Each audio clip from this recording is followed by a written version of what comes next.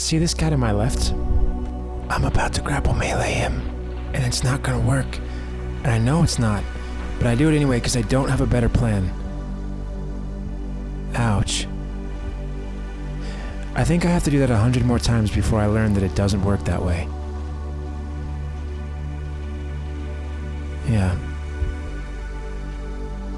Well, this right here was one of my biggest lessons. Way to engage. Watching the footage, there were several matches where I would re-engage at half or even a quarter health. Alright, I've evaded, I'm not full health, here I have to engage, right? And that's fine. Coming back around once again, waiting to regen that health. Trying to think about getting behind cover. By the way, I love throwing that sever melee from the air. I want to talk about Eruption for a second. I'm just barely starting to get the hang of what it is. So I'm not using my supers as much as I should have in this match. I'm aware that I'm primed here, and it makes me push a little harder than I should have. I still need to be a little bit careful, but I do got to get those kills. So you do want to be kind of aggressive here, but importantly, I should have switched to my super.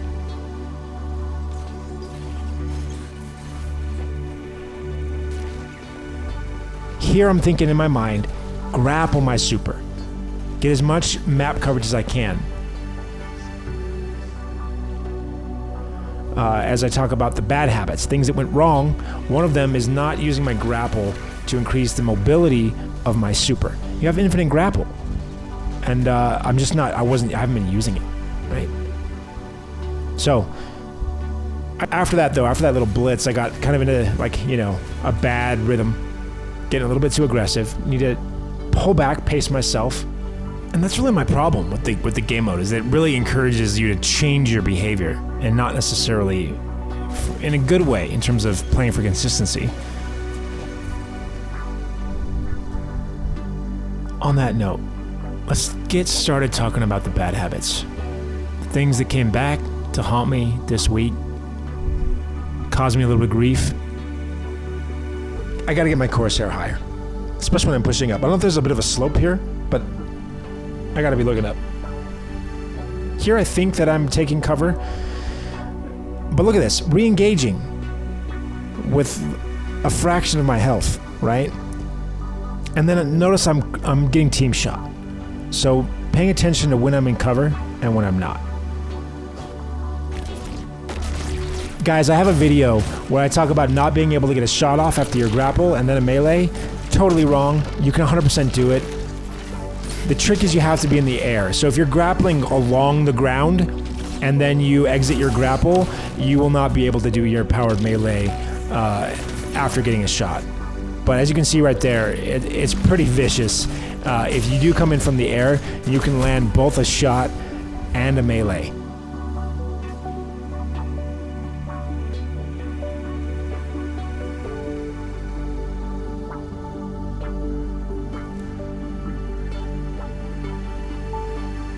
Finding a spot here, maybe right toward the front of that cement column, where I'm not vulnerable from the flank there.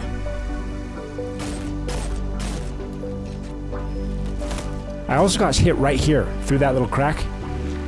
I think that I'll cover that a little bit later on in this clip. But tried to duck to cover this way, went a little bit too far, and someone was waiting right there to snipe me.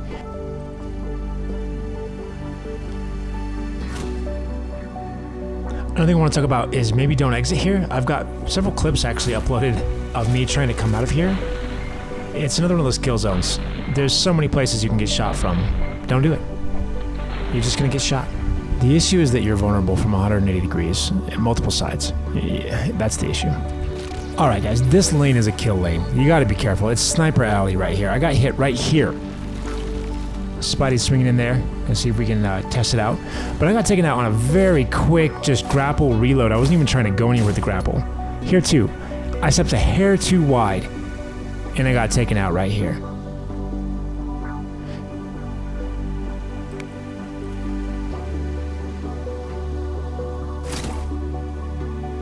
So this lane right here is super dangerous. So I'm trying to figure out how I can be a little bit more tight with how I peek it and possibly get some kills. I'm not sure that that's worthwhile. This spot right here seems a little bit more of an ideal location to try and clear out some snipers on the far side there without being so exposed. Because otherwise you're exposed to the left, you're exposed to people coming down that room in the center, and you got a couple different platforms back there in the back that people can stand on and, you know, cause you grief.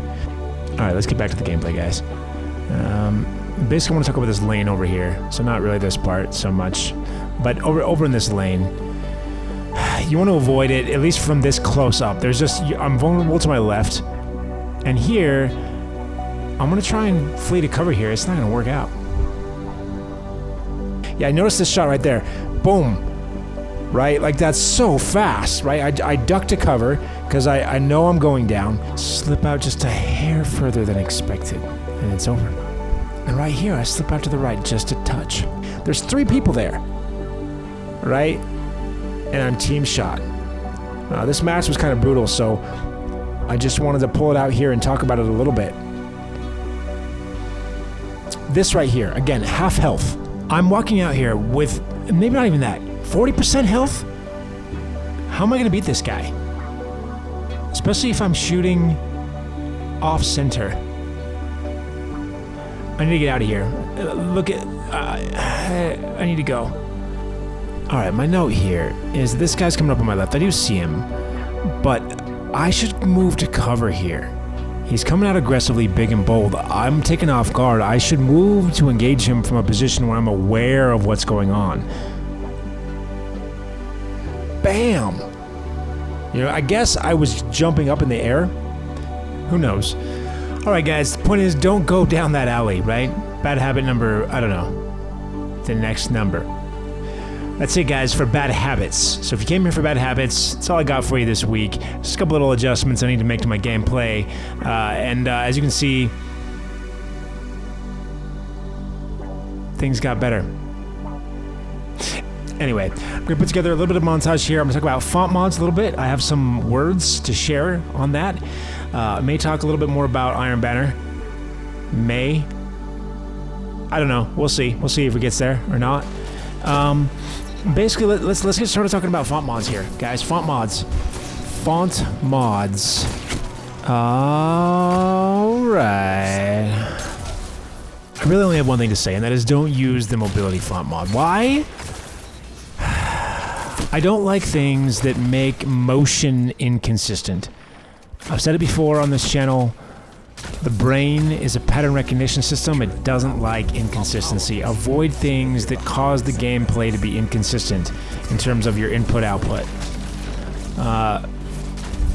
Mouse acceleration is another one. A big part of my focus on improving my skill here is reducing cognitive load, and that means reducing or eliminating things that cause things to change. I don't like things that change. I don't like things that change how I move. I don't like things that change how I zoom. I don't like things that change how my mouse moves over time, right? Disable mouse acceleration always. Make sure that, you know, ideally you use the same zoom sniper all the time. And ideally you run and move at the same speed all the time. I don't like stompies for a little bit just because if I ever want to try something else, I have to relearn how to walk. I think it's really important that your mobility be fixed. So I like the font mods. I really like the font mods, but I think it's important that you get mobility from your base armor set, and then you can use the font mods to buff things like, you know, discipline or you know, whatever your secondary stats are. But I think mobility and probably resilience ideally also, so you don't have to wait for that first kill to get the resilience that you need. I think those two ideally you want to spec your gear for as much as possible, and then you want to use the font mods to buff the other stats. If nothing else, mobility is not something that I think you want to have vary throughout the match. You know, you'll get this huge boost of damage and damage reduction, and at the same time, you've suddenly been blighted with a buff, a debuff, really, because now suddenly nothing's moving the way that it was earlier, right? So I think it's really important to do things that encourage consistency in how you experience the game. This allows your brain to learn and predict better. right? Which is important when you're doing things at a very high pace, faster than your brain can actually think about things consciously. You really need to be able to feel it, right? And you can't do that if it feels inconsistent. That's really enough about font mods. That's all I really have to say, is that I would skip mobility. The other thing that I want to talk about is this Iron Banner mode right here. It grew on me. I don't like that it encourages you to be a little bit reckless after a certain point. I think that kind of is supposed to make it a little more high pace, a little more fun, a little more run and gun.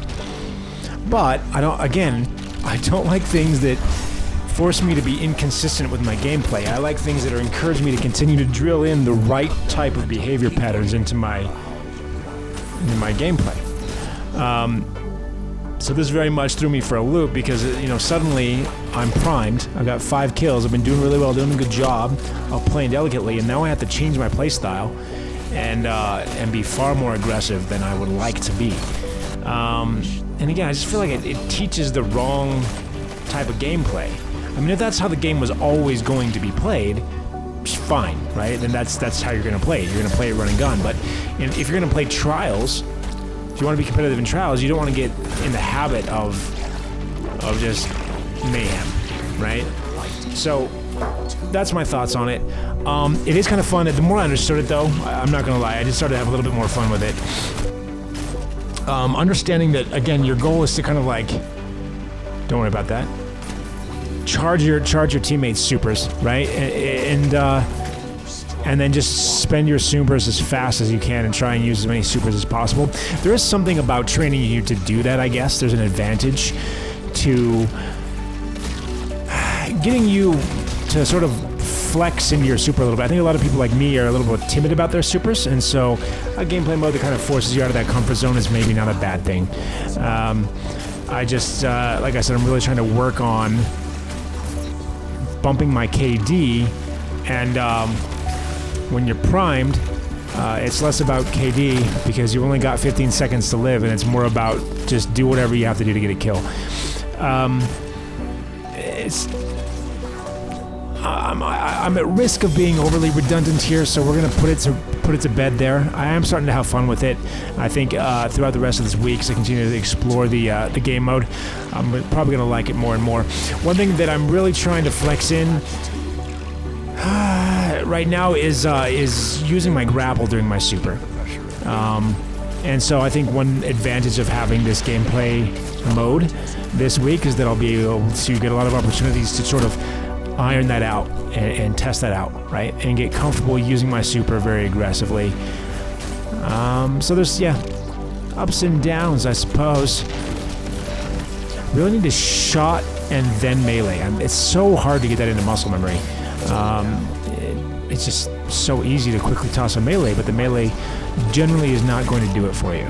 So you need to get that extra shot in there. Get a little bit more aerial acrobatics into your motion so that you can get both of those in before you touch the ground. And I'm really excited to see if I can get some footage of that actually working in 6v6. So far I haven't really been able to put it to work on the battlefield. It's one of those, on paper it's cool, but in practice, can you actually execute it? I don't know, but if you can, man, that would be so fun. I know, I think, is it Frosty? Frostbolt?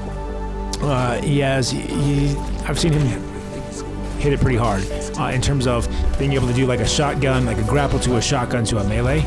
And so I'd like to be able to have that same level of skill. Alright guys, I think we're approaching the end of the content here. So I hope everyone has a chill weekend. And hope to see you back again on the next video. Not sure exactly what the topic's going to be. So far a pattern's starting to emerge.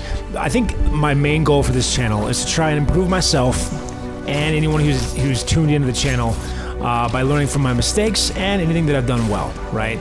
Trying to call things out, highlight areas, highlight motions that are good, highlight map techniques that are good, and that's where I'm hoping to be able to provide value.